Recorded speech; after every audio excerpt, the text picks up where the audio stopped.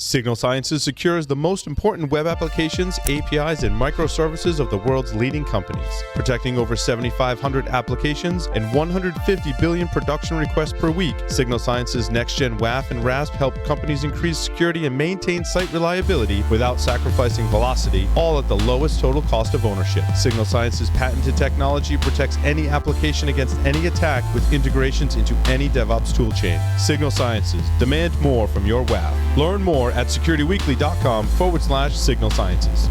As the world of software-driven everything becomes a reality and development cycles speed up, sales teams are taking a new approach to application security, one that enables security teams to scale by empowering developers to integrate security into their development workflows and toolsets, all while giving security teams the visibility and control they need. Snyk helps software-driven businesses develop fast and stay secure with a developer-first solution that seamlessly and proactively finds and fixes vulnerabilities in open-source libraries and containers. Learn more and see the solution for yourself at securityweekly.com/Snyk.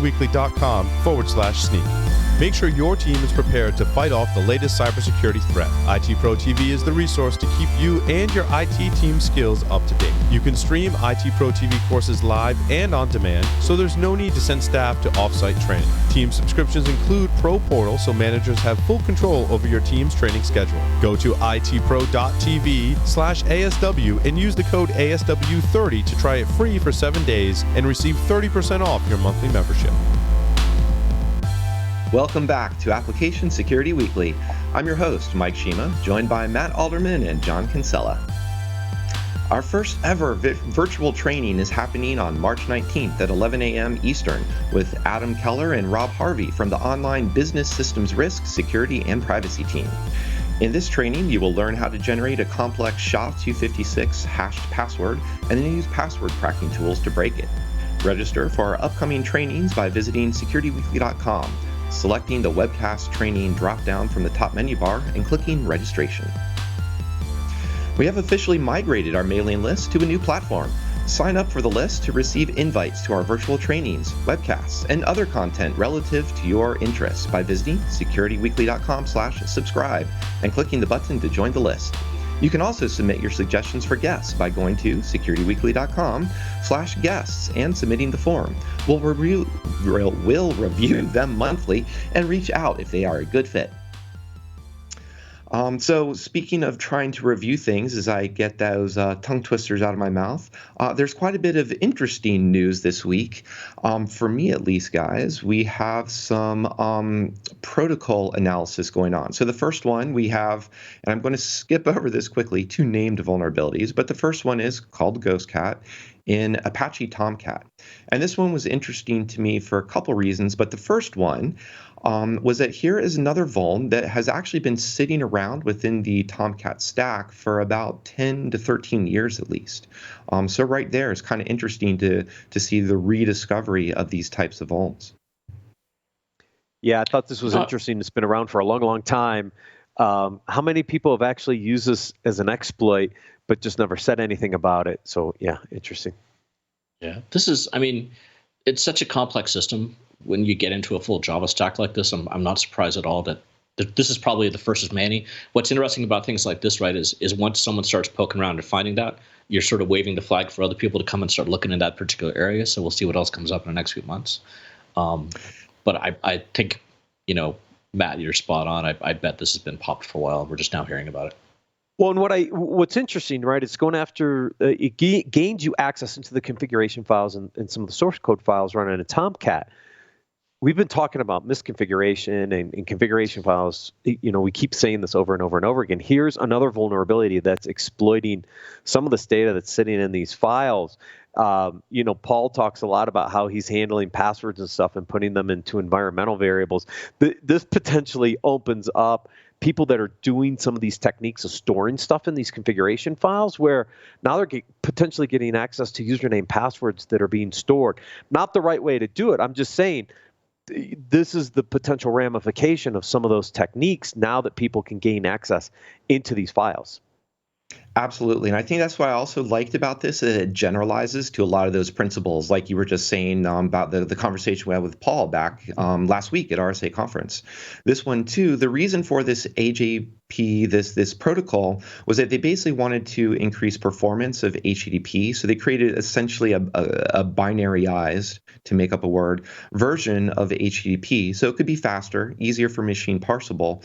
But there's two different interesting things, two sentences that I pulled out of the fixes that the Tomcat team released to fix this CVE. One was that Tomcat treats these AJP connections as having higher trust than a similar HTTP connection. So already they're saying that's the equivalent. They're kind of giving up root, if you will, just from that already. And it was also that it was expected and recommended in the security guide, when we all read security guides, of course, that this connector would be disabled if not required. And that goes very directly to our idea of why isn't secure by default something that it is enabled if needed rather than disabled if not required. They're pretty much saying the same thing, but they're coming at it from very fundamentally different approaches. I'm curious. I have to go look now. I'm wondering if the CIS benchmark for Tomcat specifically calls out turning this setting off if not required. I'm going to have to go look now. I'd be surprised if it doesn't. But again, to your point, right? We all read the benchmark. So one, CIS could have caught it and said, look, you should do it, which means nobody's reading the benchmark. Or number two, it got missed by CIS in the first place. So now I'm going to have to go look this up for next week. Well, CIS is volunteer-based, right? So, and yeah, I have read their benchmarks, but I bet someone's called that one. But yeah, let's take a look. That will be John is earning his cloud nerd cred today. This is good.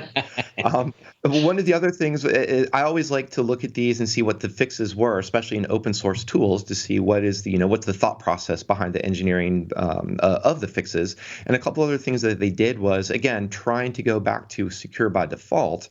They changed this so it's listening on the loopback interface by default. So that makes it a lot harder now to expose this connection to the internet accidentally through a misconfiguration of your network perimeter. They also require a shared secret coming within these requests.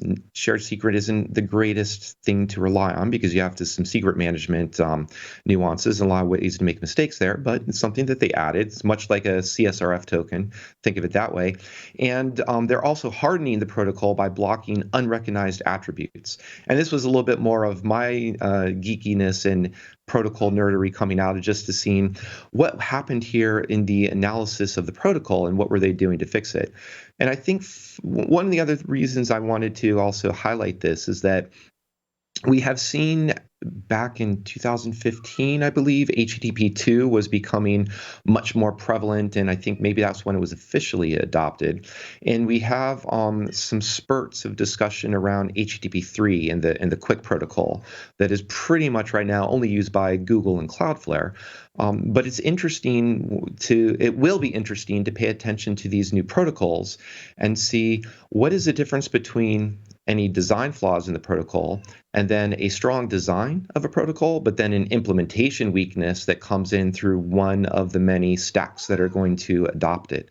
So just some interesting things to keep our eyes out for in the future.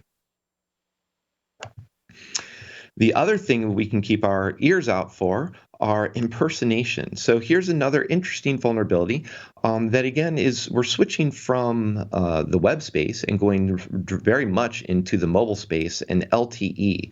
And here are some researchers who were demonstrating some impersonation attacks with the protocols in LTE.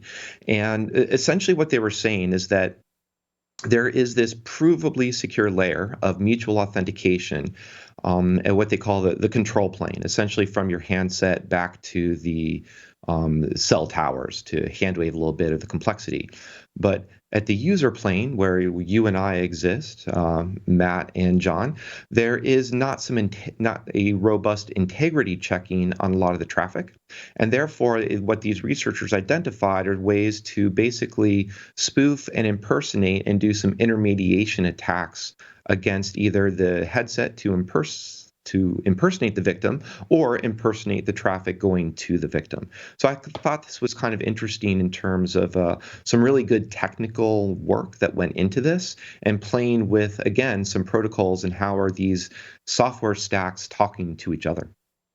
Well, I took one takeaway from this. Run iOS on IPv4 and you're good. I think it was IPv6. That was the one that was that was Android IPv4 and 6 was bad. iOS IPv4 was impersonated, but maybe not 6. So yeah. Yeah. I think the other thing too is that they also called out very the threat model here, saying the attack here is a non-trivial attack. There is a necessity to be, there has to be a proximity to the victim. As the researchers were describing, they were doing this in a very controlled, very close proximity environment of probably just a few meters, if not less than that. They do have a conjecture that other tools and attacking techniques that this is similar to are believed to work up to 2 kilometers, at least in the write-up and part of the fact that they're describing. So there is a thing to be said here for proximity. So when we see these types of vulnerabilities, you also have to consider, am I going to be targeted and can I be targeted at scale versus, the idea of just imagine a random Nmap scan for this type of vulnerability versus having to be in a specialized environment. So I think that's just the other takeaway from this. Yeah, but 2 kilometers in a heavy populated city, it's pretty good, right? If you're in a rural environment, yeah, it's not worth it. But in an urban setting where it's highly populated, 2 kilometers, you probably get a good number of people in that distance. Yeah, I'm going to read between the lines on this one and categorize this in 2 ways. First way, I'm going to guess that some of our friends in the government organizations that specialize in signaling probably knew about this already. Second, looking at the authors, NYU Abu Dhabi is one of the locations they're coming from. There's a lot of space around there that's not heavy cities. I'll leave that as a thought process for the listeners to think about where this could be used and who could have been funding this. I bet this is publication of something that people had some interest in. Yeah, so take a look at the write-up. The write-up also references about 3 or 4 other types of attacks that it builds off of. So if you're interested in this LTE space, some fun stuff there to discover. Moving on, I think, John, we have something here. So Matt and I, we often are focused on cloud computing. John, I think it's fair to say you're now into star systems. So what's this article about that you've pulled up? So we talked about this before. There's an article, the guys over at Boeing, right? We talked, I think, probably about 3 episodes ago about they had a few issues with the Starliner when that got launched up. They had first there was a time sync issue before launch, and then once it got up, they actually caught and fixed a bug in space before it re-entered, which probably would have caused issues and separation. So what this article is about is really saying that, hey, after doing further investigation, they realized that probably be a good idea to do end-to-end testing. And the reason I'm mentioning this in here is not show, we talk about testing. We talked a lot about testing in the last segment. It's something that's super important, both for functionality, bug fixing, as well as security, and all these different issues. I think we all know about it. But the reason in particular I brought this story in here is this is, I think, a little more concrete, a little more sexy for when we want to go back and talk to our C-level execs or whoever's above us who has the purse strings, saying that we need to. This is a perfect example of why we need to do things like this, right? And someone might come back and say, well, look, we're not doing rocket science here, but the same idea. It's they were already doing all this testing. I've talked countless times in the past about the space shuttle and like how they would actually verify each line of code that was changed before they did it, before they actually implemented it. Looks like Boeing just got lazy. And we know from Boeing's history, John, that code was part of the big issue with the 737 MAX, the quality of that software. There was a lot of kind of brushing that under the carpet, under the rug, kind of hiding it a little bit. And this is a lot more. Look, the issues with the 737 MAX are well known and created to, down to aircraft, right? I think the level of risk with something like this is even greater. If I'm Boeing, absolutely, I think about this differently after all the stuff and all the news from the 737 MAX debacle. Yeah, it's another way though of again, from our pure security side, we always say we don't want to be on the front page of the New York Times after we get compromised. You don't want to be on the front page of the New York Times either, if your systems break and put lives at stake or things like that. So just another example of things to think about and use cases for why we should be doing some of these things we talk about. Yeah, and I think the other thing that resonated for me too about and taking this as a good learning lesson is we just had the previous segment talking with Dan Petit about releasing code more quickly and having a lot of testing and building that testing into the CI/CD pipeline. In this case, there's a great or an interesting line from the article that I'll read. Is said that Boeing is going forward. Boeing would test Starliner operations from launch through docking and from undocking to landing. And they hadn't done that earlier because the time it took to conduct those tests was so long. And the team thought it would be more logical to break those particular mission phases into chunks and just do those testing in those smaller chunks. So initially, you could bring that, to lots of other types of software. It makes sense to break up our testing, these logical chunks. But if we step back and look at the system as a whole, there might be some interoperability or some dependencies between these particular phases and some states that are set up that become brittle, that become worrisome, that actually we need to test for. And there's something to be said for longer testing or more rigorous testing as needed by the system. Yeah, and that's again, it's like they were doing a lot of the right things. They had, while they have had issues, they were actually going to trouble of writing these unit tests. But yeah, if you're doing a full end-to-end test, that might take a little more horsepower, a little more time. And if you're cutting corners again, we've tested all these pieces. We don't need to test as a whole, right? And yeah, you sort of did. So this was a good article, John, you highlighted, how to talk to the C-suite, talk to the executive staff. I pulled out another article here from CSO Online. It's a little bit older. It's about 2 weeks old, in fact, but I think it's another way of talking to the C-suite about, in this case, APIs becoming a target for credential stuffing attacks. And one of the reasons I wanted to highlight this is that we did start off 2020 on this podcast talking about API security and putting quite a bit of a spotlight onto API. And what I wanted to also, where I thought about this article, was that credential stuffing doesn't just have to happen on the login page.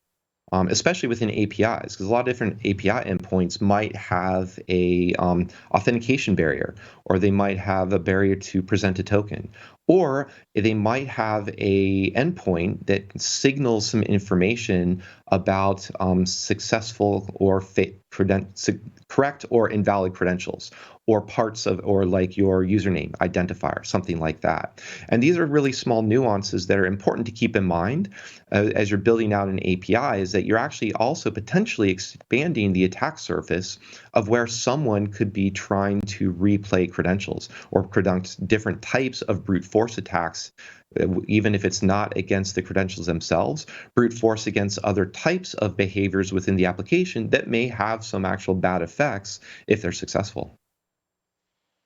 Well, we knew this was coming, right? I mean, we've been partially talking about this proliferation of APIs. Think about every mobile application on your phone. I have credentials for it. And it is an API endpoint to have that communication back, right? So if I'm an attacker and I'm thinking, there's an API endpoint, now I can take all these credentials I found on the dark web and I can now go after these API endpoints and use credential stuffing techniques to gain access through those open API gateways. Of course.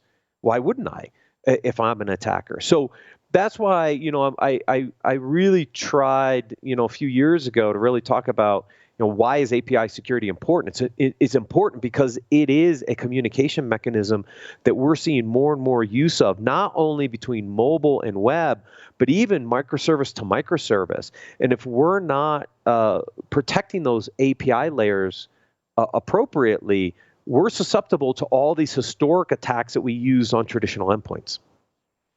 Absolutely. And to add another concrete example, we've been talking about credentials, but also there's other ways of making money off of this by carding, so credit card numbers. So you can also do card stuffing attacks or just trying to enumerate, is this a valid card, or just guessing valid card combinations.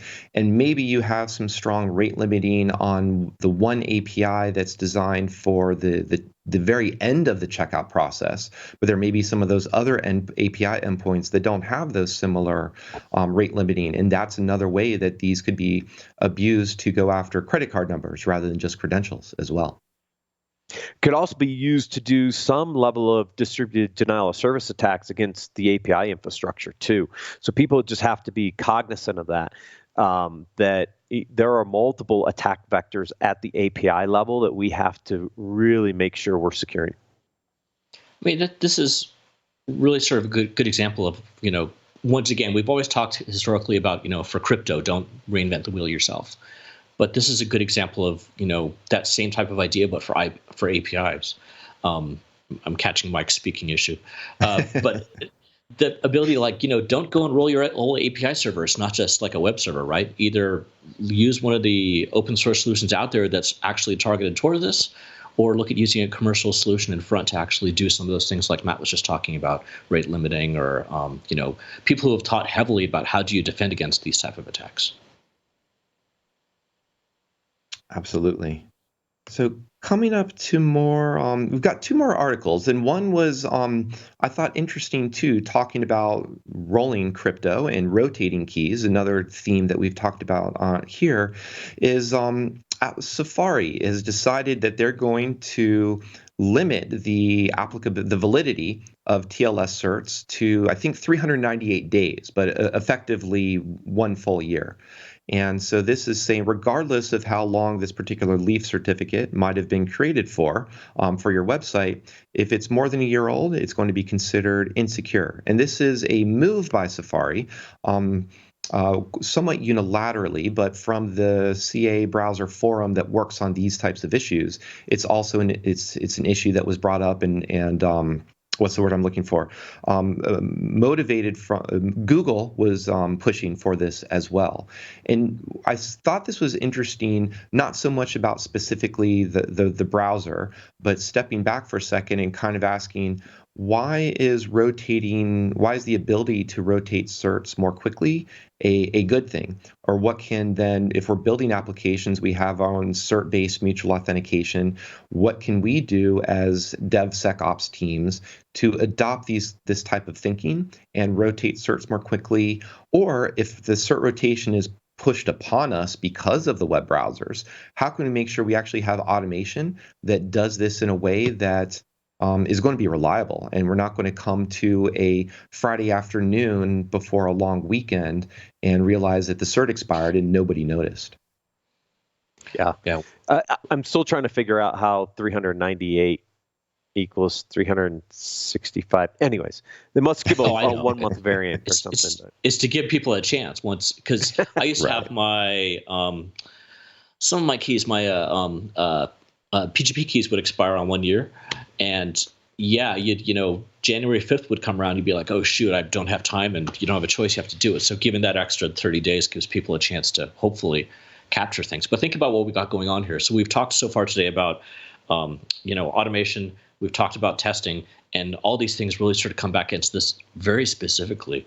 There's so many examples for me, maybe not so much on the browser side, but either like a Kubernetes cluster, or like I was just talking about PGP, or all these different things where we know the right thing to do is to expire these certs pretty quickly. Mm-hmm. But if you're not monitoring for it, or you're not testing, you don't have an automated way to actually have those get rekeyed, what sounds like a great idea very quickly becomes a pretty big pain.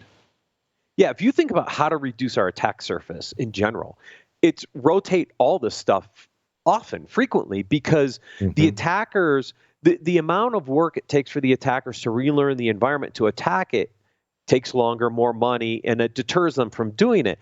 The longer we leave this stuff hanging around, the more likely it is an attacker has a lower amount of research and work to attack, right? But to your point, John, the only way we get these environments rotating frequently, and I'm talking less than 398 days, is that there is good integration, good automation, good monitoring, and immutability in the environment. But if you can do that effectively, you can reduce your attack surface greatly against a well-crafted attack because the environment changes too often.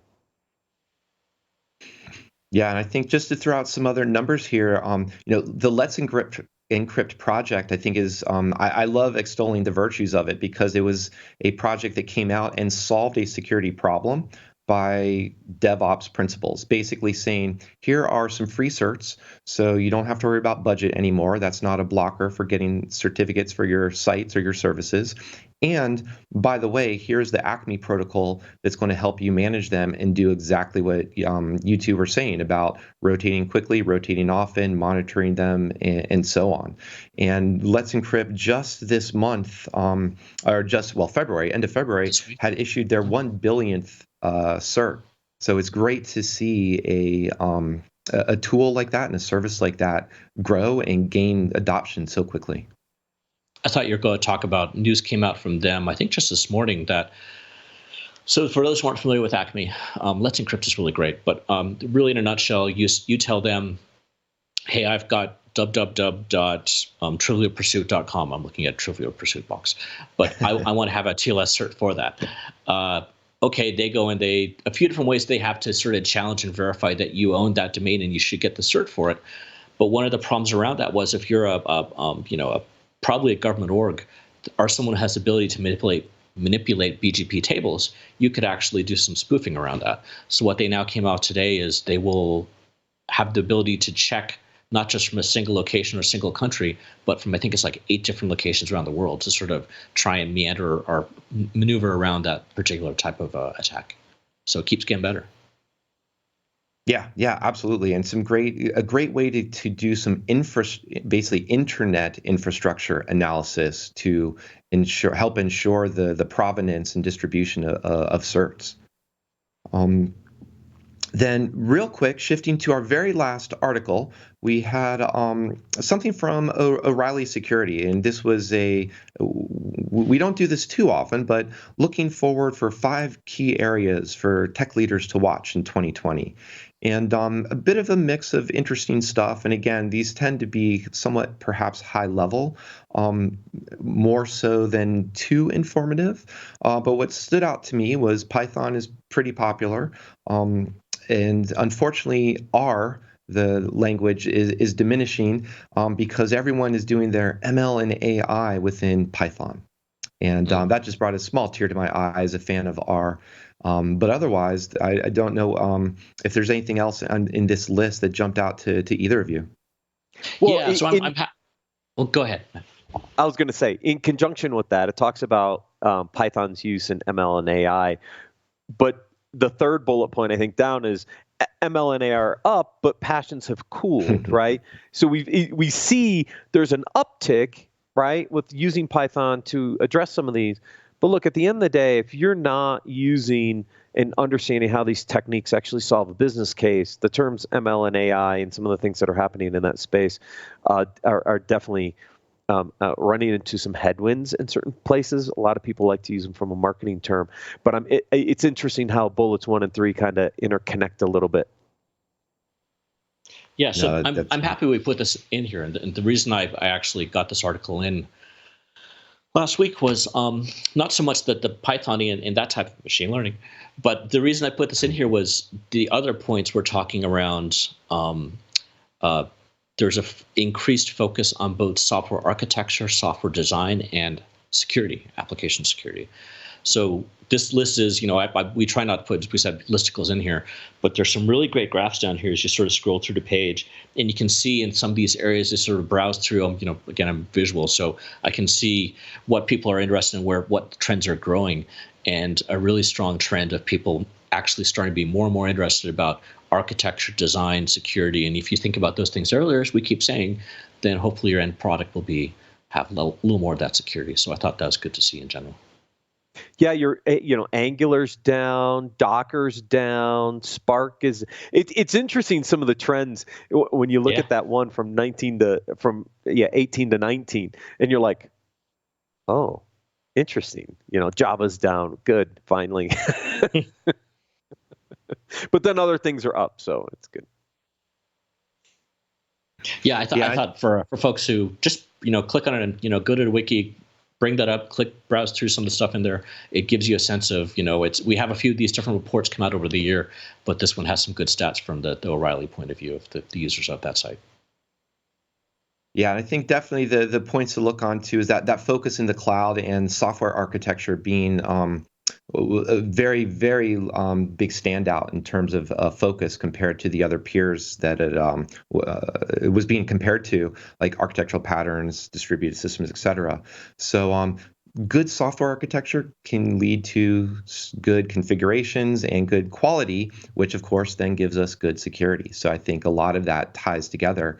And maybe even too, that's what an angle that Dan was talking about when he's talking about DevOps and figuring out in DevSecOps where that security gets fit into that broader picture. Yeah, and one final thing, because I opened this up during the show, CIS benchmark for Tomcat does have AGP default configurations, item 1.2, but it's not scored. And sometimes the not scored items in the CIS benchmarks get ignored. But now that there's a vulnerability associated to it, it might become a scored item going forward. So we'll give them half credit. Okay. No, yes, thank you for pulling that up so quickly. So I think that's a great positive note to end on. So we'll add that to the bingo card about something around the CIS benchmark and getting that scored. So thank you, Matt. Thank you, John. Thanks everyone once again for joining us. We'll see you next week on Application Security Weekly.